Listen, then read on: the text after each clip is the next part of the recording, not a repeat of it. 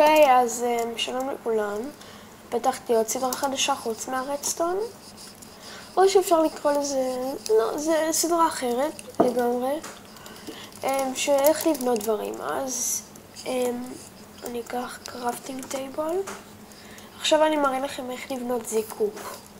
אוקיי? אז אתם צריכים פיירוורק סטאר, פייפר, גן פאודר.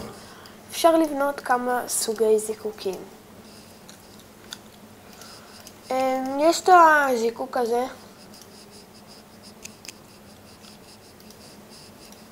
זיקוק, בעיקרון אתם לא צריכים את זה, זה כדי לעשות זיקוק אפור. אני אראה לכם, אתם יכולים לקחת כמה צבעים נגיד, אני אקח צבעים. נגיד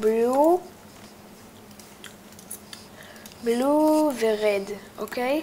נגיד אני אקח את בלו ורד, אז אני אשים ככה, זה יכול להיות גם ככה. ואני אעשה את זה הפעם ככה, אני לא יודע מה ההבדל בדיוק, אבל... לא, אתם צריכים לעשות פיירוורק סטאר, לשים את זה פה לדעתי, משהו כזה. טוב, לא יודע איך לעשות צבעים, אני צריך להתאמר על זה, אבל... ואז אתם יכולים לעשות מהמדריך רדסטון הראשון, לעשות ככה 1, 2, 1, 2, 1, 2. אני יודע לעשות, אבל לא זוכר פשוט.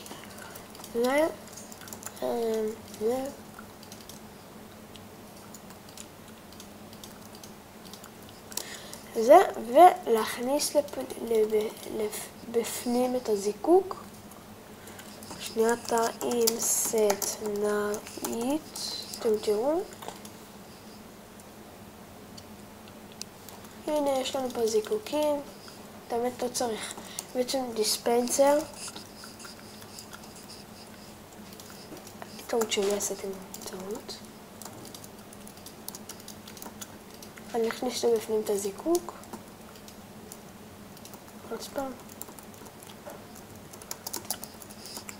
אני חושב שככה עושים את זה. טעות שלי. עושים ככה. כן, ככה. הנה, וזה משתגר מלא פעמים. זה המדריך איך לבנות זיקוק להיום. יאללה ביי.